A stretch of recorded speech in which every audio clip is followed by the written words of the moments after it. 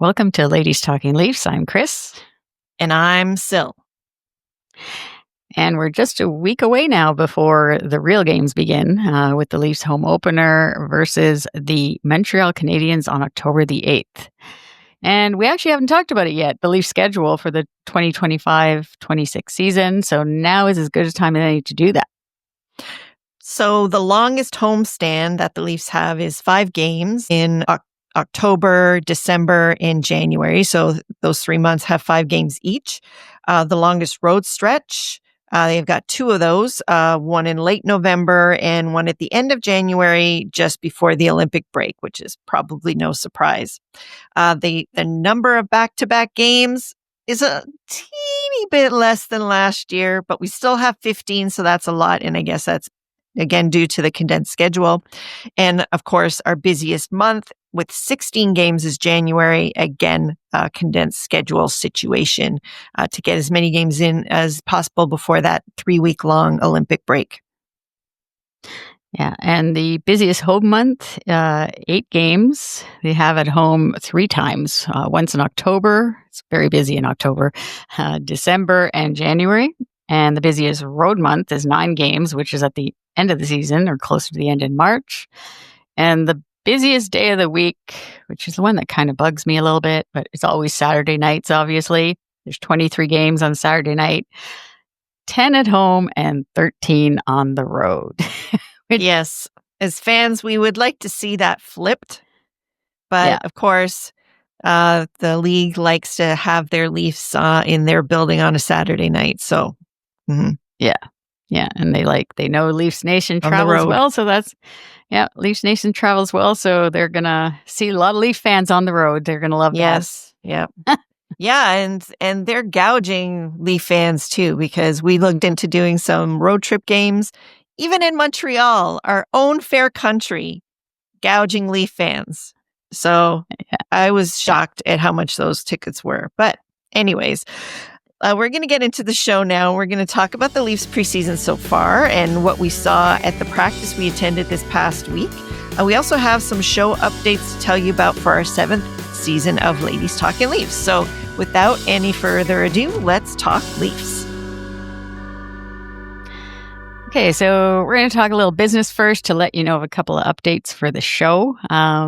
First of all, we're going to be publishing shows twice monthly. So you'll hear from us on the first Wednesday of every month and then 2 weeks later also on the Wednesday. And the easiest way to not miss an episode is to hit that follow button on your favorite podcast platform. And if you want to watch the show on YouTube, you can subscribe there. Our handle is at LTL1917. And it's the same handle across all the social media platforms, Facebook, Instagram, X, wherever we're all there. Our handle is at LTL1917. We're also excited to introduce a new segment this season called Leaf It to the Ladies. So we want to hear from you, Leafs Nation. And once a month, we're going to choose a comment or 2 that we're going to highlight in this segment. We're going to start this up with our first show in November, and you're going to get way more information on that as to how you are going to be able to get in touch with us and get not just your comments, but your voice on our show. So you can look out for our social media posts in the next few weeks to get all the info on how to leaf it to the ladies. Yeah, that's going to be exciting. Love hearing from the fans and interact. We want to interact with you guys. So definitely look for that coming up this season. So yeah. And now we're going to go on to the team. And so far, the Leafs are 2-1-1 in the preseason with a couple of games to go versus the Red Wings on Thursday and Saturday night. The big news from this first week of camp was that goaltender Joseph Woll has taken a leave of absence from the team for a personal family matter. And of course, we hope all ends up being okay for Joseph Woll and that he doesn't have to be away too long. But it's important that he's with his family. And we don't know how long he will be away, but it sounds like it might be a while. And so the Leafs have signed goaltender, familiar name, going back a little bit for us, James Reimer. They've signed him to a PTO. So yeah, what do you think of this signing of Reimer coming back? I love to see his smile in the the usual smile, Optimus rhymes, right? Yeah. Well, I mean, and he's always like, I think Lance Hornby mentioned at the Leafs practice where they announced it. That's where we were actually when we found out about it. That, he's always one of the most optimistic players in the dressing room. And I saw a clip of his media availability, I guess, after practice, and he was beaming, and exactly as advertised, he said, he remembers all the good times that he had here. And he even said, and I'm sure there were some bad times, but I don't really remember those. So, and I mean, there were some pretty major things that he was involved with. We do not want to mention late game collapses or anything. But anyway, so he's excited, and it's kind of a nice coming home for him to, most likely be finishing his career out here and getting another chance to play and, be kind of a veteran backup. I mean, his career stats are pretty good. Last year his stats weren't that great, but he still played a fair amount of games. So we obviously need the extra depth. Yeah, I looked it up. He played 24 games with the Sabres last year. So, I mean, his family was very excited, apparently. They actually knew about, I guess this was been in the works for a little bit. Oh, yeah. I guess. Well, I was surprised. Behind the scenes. We were wondering that they hadn't had anybody in on a PTO this year, which they've had for several last seasons. So I was kind of surprised about that. But now, they were keeping this under wraps, I guess, a little bit. Yeah. Yeah. And I mean, he's been 15 years in the NHL now, so he knows his role and where he's at in his career. Yeah. And I didn't know also that Steven Lorentz, actually, when he broke into the league with Carolina, Reimer was there in Carolina too. So he knows Steven Lorentz from that. So that's good Riley's to see. Not the only guy who's had a chance to play with him. Yeah. It's rhyme time again in Toronto. So we'll see what happens with that. I guess as long as he's open to, he's going to be like the third string goalie again, similar to Matt Murray, right? So and I guess he's open it shows that they're still not quite sure about whether Hildeby can do this on an extended basis. So, and of course, if either one of these guys goes down, either Stolarz or Hildeby, then they need somebody with experience to step in. So, it's interesting. Speaking of Stolarz, what did we just hear? Just as we record the pod, we're recording on Sunday, the podcast. Yeah, so I think Elliot Friedman mentioned last night during the panel time on the broadcast as well this morning. But we also saw a little video from Kevin Weeks, with breaking news. Apparently, Stolarz is going to be inking his deal very shortly. And Kevin Weeks saying it's going to be in the $4 million a year range, or 15 million overall. So a little bit less than 4 million. But that brings in the two goalies at under 8 between him and Woll if they can get it done. So, but it looks like it's very close, and hopefully they're going to be announcing that soon. Get some stability. Yeah. Yeah, because I mean, Stolarz, he's 31 years old. Yeah. So, and this is the first, actually, after his entry-level contract, he's only had 1 or 2 year deals. So this is the first time that he's actually getting, it could be his final contract, you don't know. But it's good. It's good for him because he's getting a longer term deal in comparison to what he's got. And it makes them Woll and him the tandem for the next 3 years. So stability at that position. Yeah. And we need that, definitely. And to let Hildeby, if he's going to be, I heard somebody saying Hildeby might be the next Jonas Gustafsson, right? Remember the monster? Yeah. But I don't know. I think he's better than him already, personally. Because I think he's too young to. Well, yeah, but Gustafsson was so much flash at the beginning. Hildeby's not that. So, I think people are misremembering that. There was just a lot of hype about that guy. And of course, he was coming from a different league. He wasn't being developed here, really. I don't know. It's not the same storyline to me, I don't think. But this is good for Stolarz. Like you said, he's mostly been kind of a journeyman, kind of, riding short-term deals this whole time, never really getting a true shot anywhere, but totally believing in himself. And he showed that last year. And this is kind of, cementing that for him and giving him some term, which is going to give him that comfort knowing he's going to have a home for a while. And good for him. Like, he deserves it. And that self-belief, I think, we saw how much that helped our team. And it's not just the way he plays, it's his personality too. And the thing that I love about him, and we're going to talk a little bit about the game probably too, but just, last night, for example, he didn't play great. He looked a little slow to me, but one thing I know is that he's going back after that. He's watching tape and he is basically breaking down his game. And so he is a cerebral guy. It's not just what he does on the ice. He thinks the game constantly and he's always about getting better. So I think that's good. So good for him. Yeah. And I love that he's very vocal. I could actually hear him once on the TV when I was watching the review of the game from last night versus the Habs, like the communication part of it. And we mentioned it last year, how he's like yelling at the players from his end of the rink or whatever, like giving them tips to look out or whatever, or take it. I think that it makes a huge difference. So, yeah. I like that part of it. So absolutely. So yeah. All right. So as I mentioned, so we were at the practice. The Leafs graciously invited us to come out and see the practice again this year, which was super exciting for us. And of course, I also said that's where we found out about Reimer signing while we were watching. We did get that opportunity last year, and it was just so nice again to see the preparations behind the scenes and how the team looks. And as usual, some highlights from the practice. Willie Nylander, he was the first person out on the ice.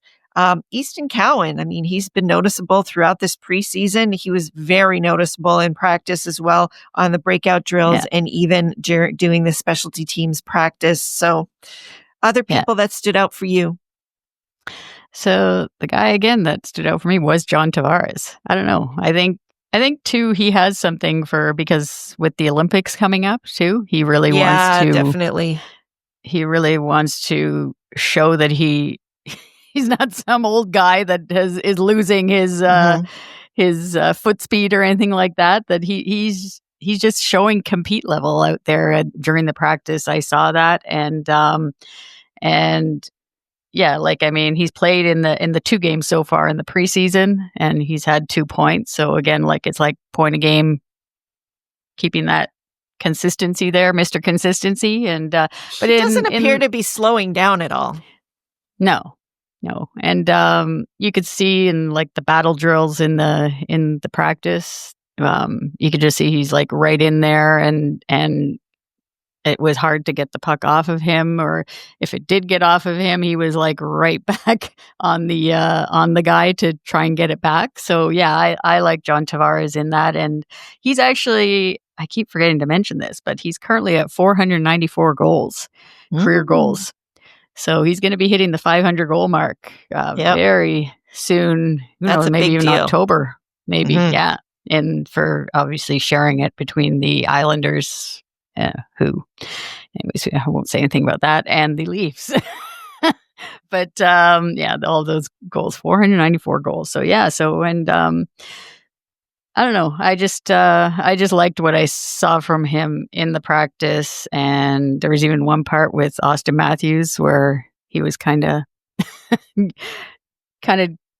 they were both in the blue they were both in the blue jerseys, but it was almost like John Tavares wanted the puck more than Austin Matthews liked to take it back, and I think he did get it. But yeah, that was my player that stood out there. And Easton Cowan, of course, I just noticed mostly on the entries, he's very slick the way he can just get into the O-zone, and obviously it's a practice, so they're not being extra heavy on the the player, but although I mean, it was pretty physical. Like there was a lot of battles, and the intensity and the pace was super high, which that always makes me really excited.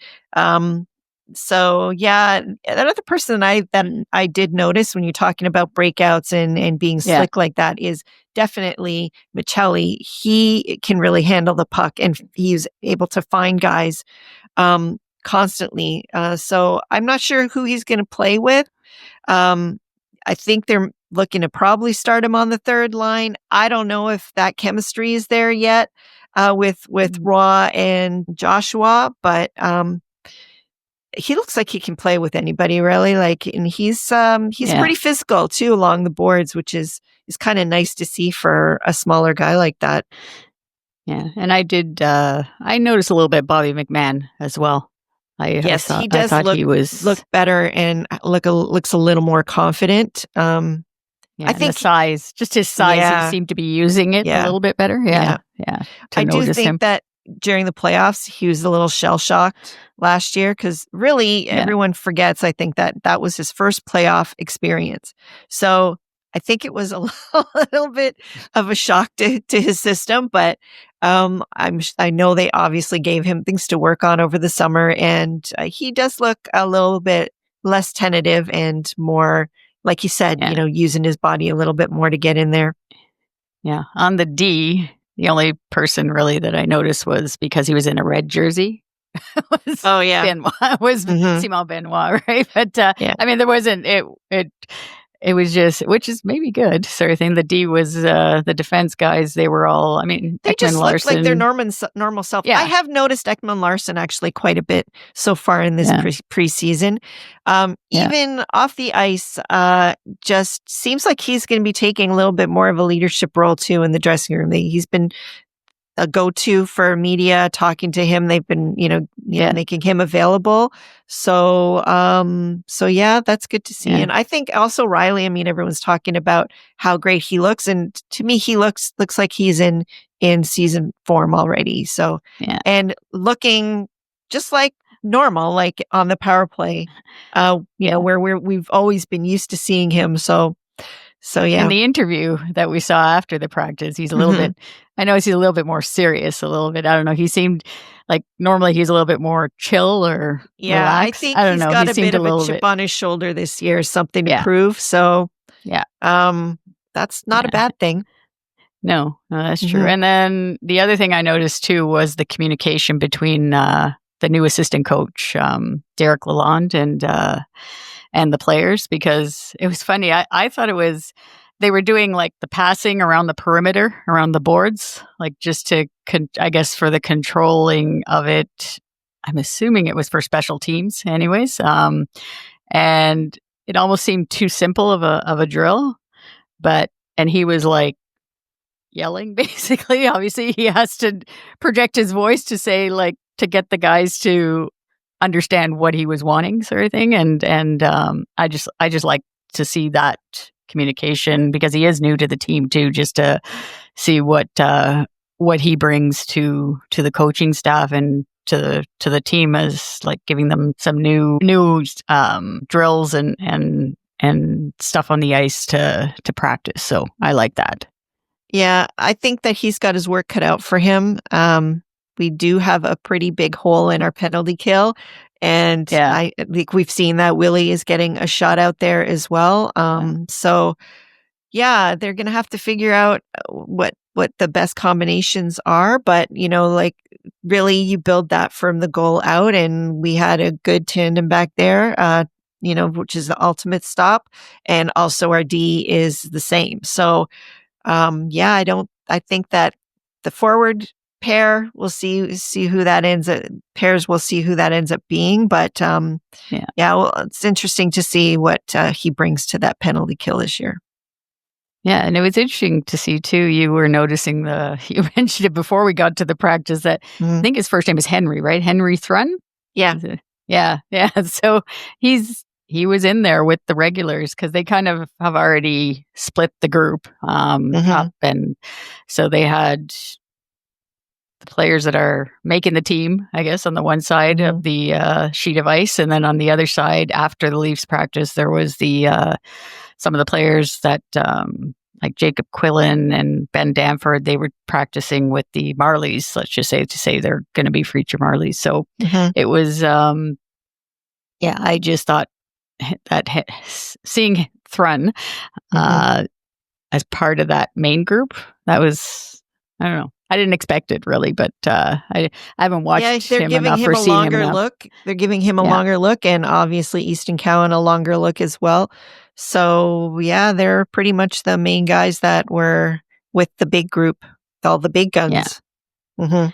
And who else did we see at the practice? Well, it was also interesting when we were waiting to get in to see the practice that all of a sudden all these PWHL players were coming in, and including Marie-Philippe Poulin.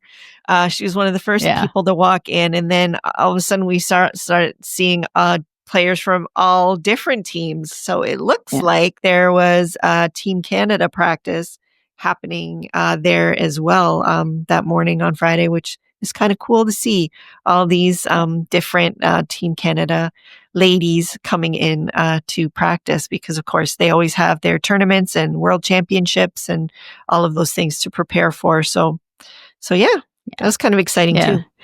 That was cool to see that. I couldn't believe when I saw her coming toward that Marie-Philippe Poulin. I was like, oh my God. I'm like, wow. I was like, but of course we weren't fans running up to get autographs or anything like that. But they were getting ready to get into some business there on the ice. So it was just nice to see, definitely. Yeah.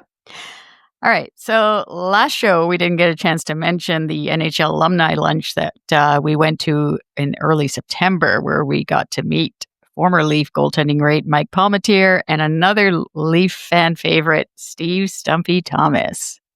Yeah, so there was lots of stories from both of these players. Steve Thomas talked about how, when he was not really starring, in the movie Youngblood with Keanu Reeves, Rob Lowe, and Patrick Swayze, they actually had it, streaming, in a loop on the TVs there. So that was quite funny. And he also told the group how he got the nickname Stumpy, which I don't think I had ever heard this story before. I didn't know either. No. Yeah.